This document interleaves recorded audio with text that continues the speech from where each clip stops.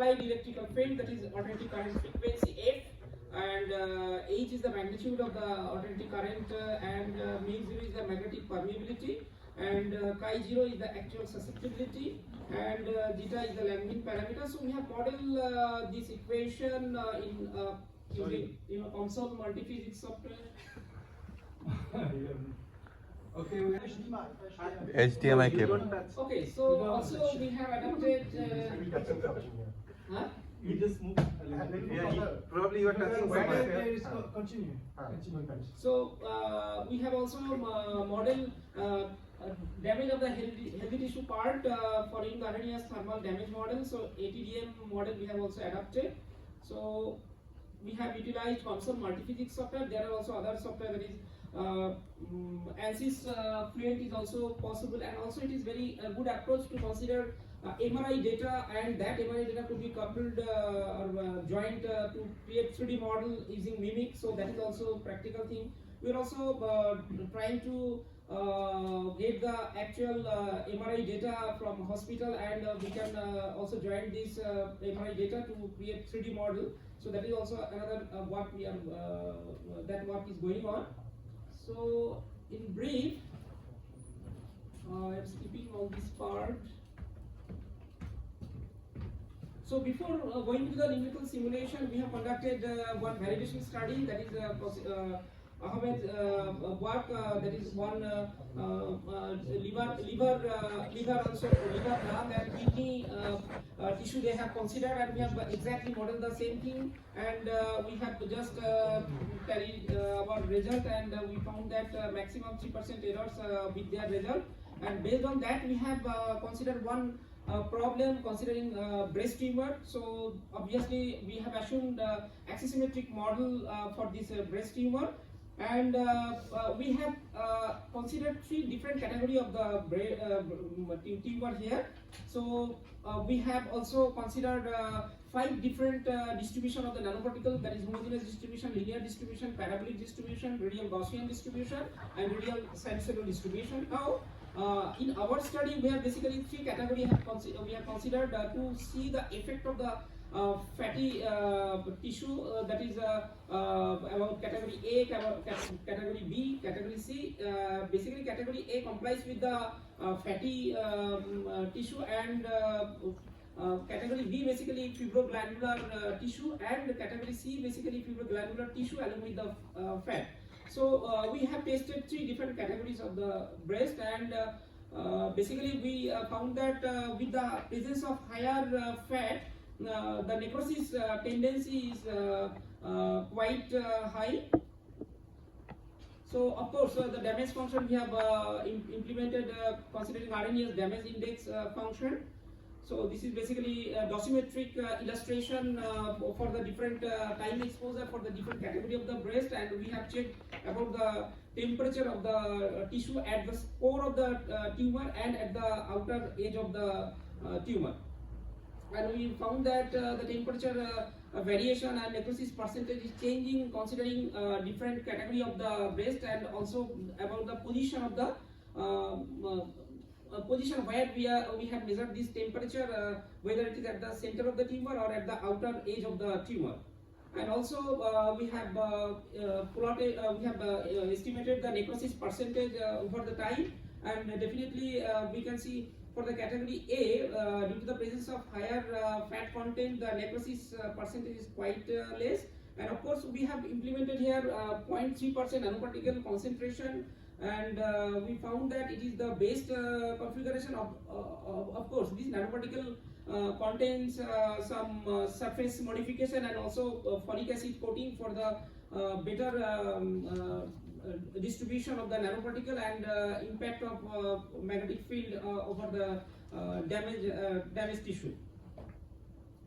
And of course this magnetic fluid hyperthermia, this kind of therapy, although several clinical approach has been taken care of, but it is not succeeded at great extent. because of the several constraint and we need to work on this constraint to improve the actual cell in tumor environment, and also what nanoparticle distribution is good for that particular tumor therapy, and at what extent of magnetic field intensity is good for that treatment. We need to analyze at a greater extent to make it practically implementable of this kind of therapy.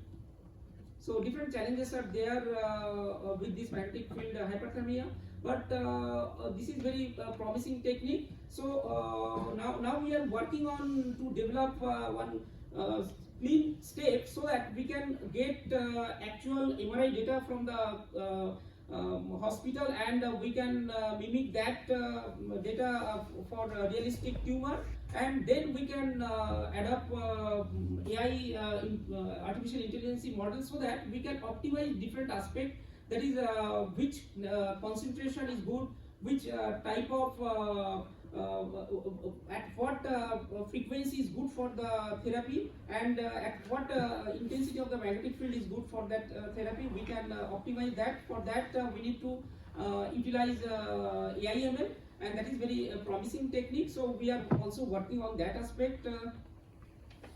So there are different methodology for optimizing this aspect of this magnetic field hyperthermia test. So I am not going into that detail. So definitely there are different extent of limitation for this magnetic field hyperthermia about the correct selection of the nanoparticles, and what coating should be appropriate for the therapy. It is also it also requires extensive analysis from clinical aspect also. So just skipping on this part. So summary of the key points are: nanoparticle concentration and magnetic field parameter are very important for this magnetic field hyperthermia test. So we need to find out the appropriate parameter or characteristics for the correct therapy of the tumor. Also we need to be very cautious about the minimum losses for the healthy tissue surrounding the tumor. So that is very important thing. That's why which nanoparticle distribution is good for that particular tumor we need to understand, and also patient specific treatment need to be optimized so that the treatment is quite accurate, and we can think about the most practical clinical application of this concept.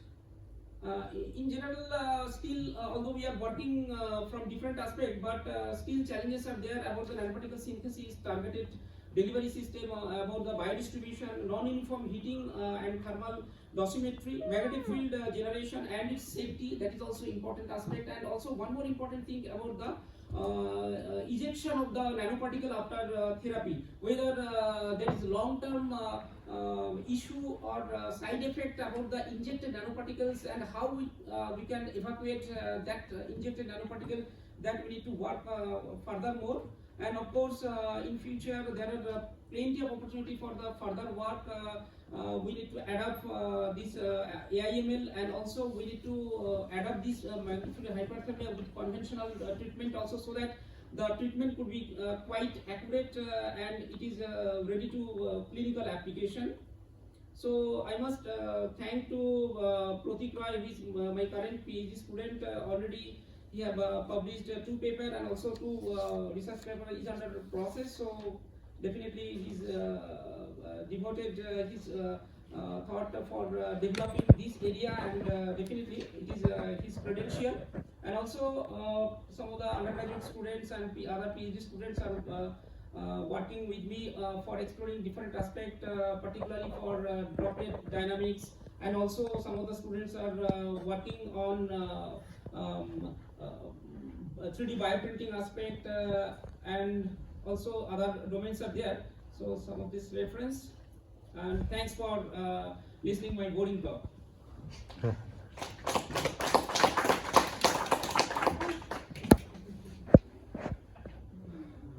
Questions? Magnitude of the flux density? It is about 10 to, just we have not identified the accurate one, but Range. yes, summarize that one.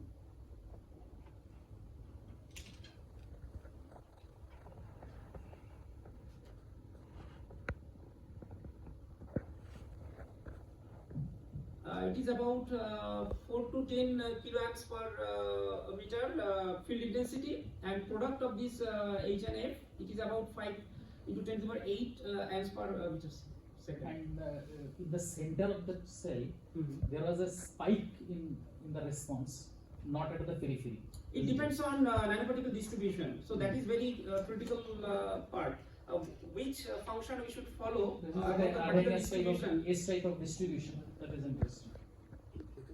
It depends on the distribution function.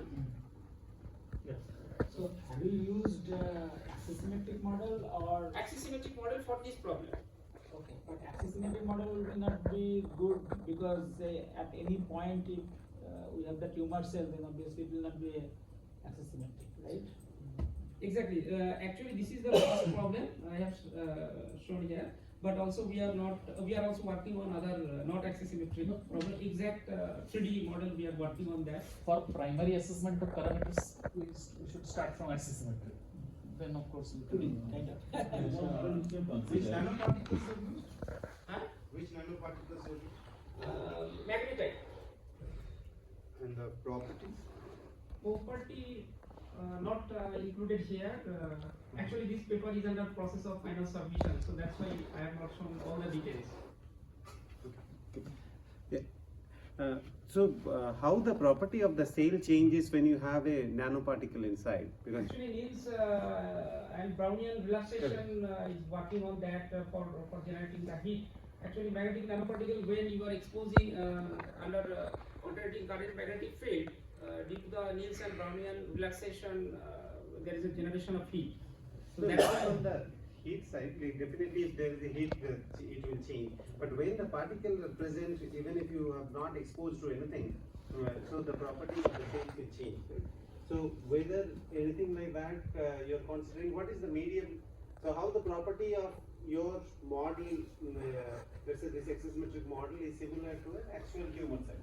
Let's say how you will compare, because normally the property are non-homogeneous, it is outside medium and inside medium are different, so how you are modeling that? Actually, we have to consider porous material, and actually we have not considered any heat exchange surrounding the tumor bounds. And we have isothermal conditions, Right, there is right. no heating, so how the physical properties? So we have taken we have taken all the properties from published paper. Actually, we have done numerical work for this, and now we are preparing for the we are procedure. We are talking with one doctor in the hospital, so he is supporting us for developing the experimental model. So we are working on that, and just we are validating our numerical model with that experimental setup. It is actually this is the initial work from our side, so we need to work more and more on this aspect. So properties of which tissue? We have taken breast tissue. Breast tissue, right. Breast. So within that also, maybe if you have taken the say gray value data of the MRI, so if you are having the different Hounsfield unit, Yes. so based on that the material property, that is the elasticity, is going to vary, and I think that can also be incorporated. Yes. So We having have more also mosaic planned about models that consideration. We have already planned. 2-3 work already under planned. We are just revising one paper, GTP Thermal Biology, so it is under final submission. So, but we have planned for consideration of this characteristic. So that will give you a very realistic mosaic model in order to have different heat transfer coefficient of different type of building material. So biocompatible nanomaterials, Yeah.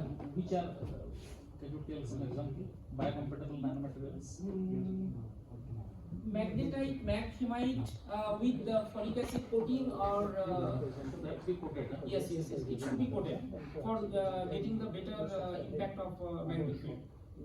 Can we use this same nanomaterial for plasma induced treatment of the CTC? Yes. Yes, that is also possible. That is possible. That is possible.